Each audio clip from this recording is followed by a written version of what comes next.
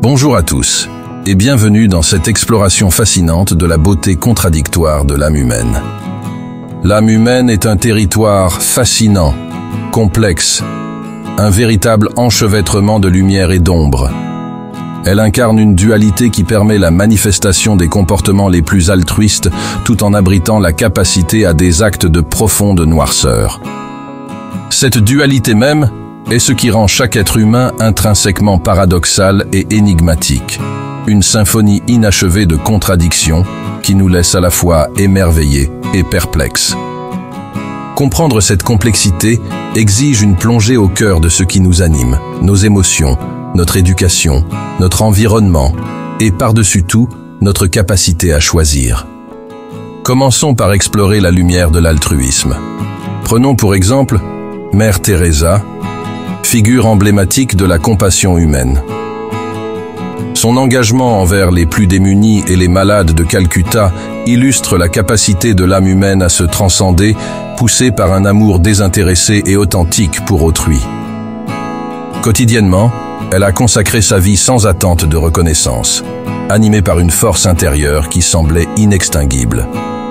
Ce type d'exemple révèle la capacité de l'être humain à dépasser ses propres besoins et limites, pour illuminer la vie des autres.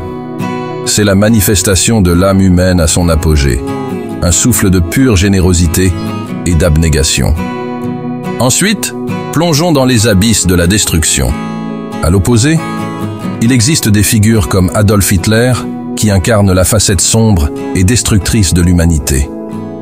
Comment une même âme humaine, capable d'amour, peut-elle aussi se perdre dans les abîmes de la haine et de la violence extrême? Les actions du Troisième Reich démontrent que la malveillance ne surgit pas ex nihilo, mais se construit sur un substrat complexe de circonstances, idéologie radicale, conditionnement social, frustration profonde et, bien souvent, une peur inextinguible. Hitler n'est pas né avec une propension innée à la haine. Il a été façonné par son environnement, ses influences et une incapacité apparente à cultiver l'amour, tant en lui qu'autour de lui. Examinons maintenant les contradictions que l'on retrouve dans notre quotidien. Ces contradictions, bien que souvent extrêmes, se retrouvent également de manière plus nuancée en chacun de nous. Considérons un exemple de la vie courante. Un parent aimant, qui consacre temps et énergie à ses enfants avec patience, mais qui, sous l'effet de la frustration ou de la colère, peut énoncer des paroles blessantes. Comment une même personne peut-elle exprimer une telle tendresse et, ensuite, causer de la souffrance à ceux qu'elle chérit le plus?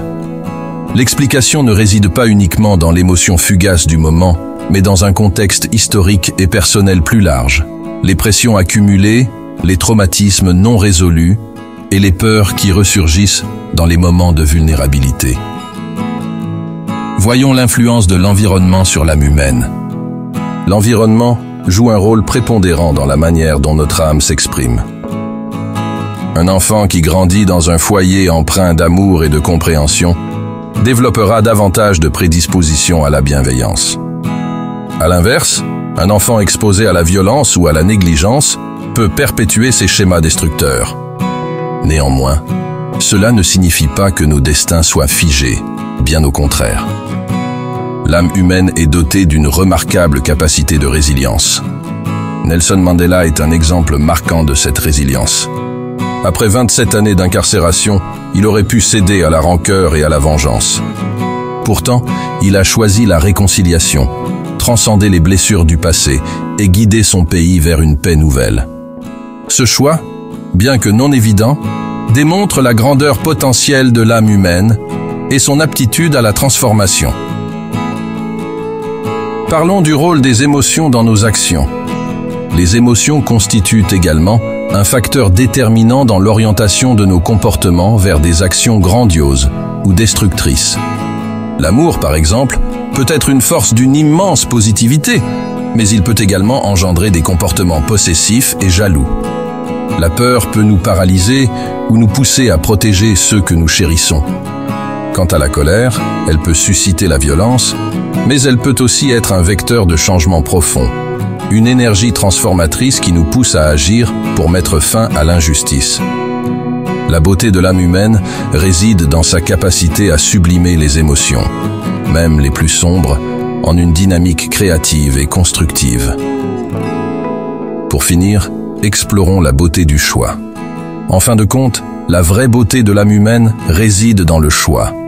Chaque jour, nous sommes confrontés à une multitude de décisions, certaines anodines, d'autres cruciales, et chacune d'elles contribue à définir qui nous sommes.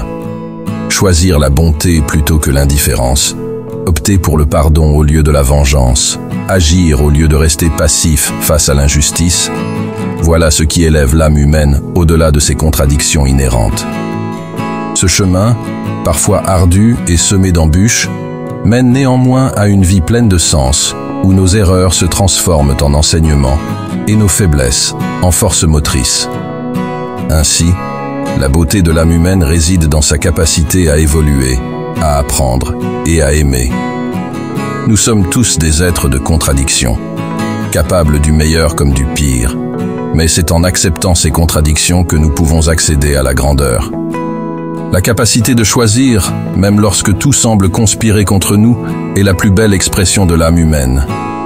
Chaque acte de bonté, chaque instant de générosité, est une étincelle qui illumine la richesse infinie de notre être intérieur, démontrant que, malgré nos ombres, la lumière a toujours une chance de triompher.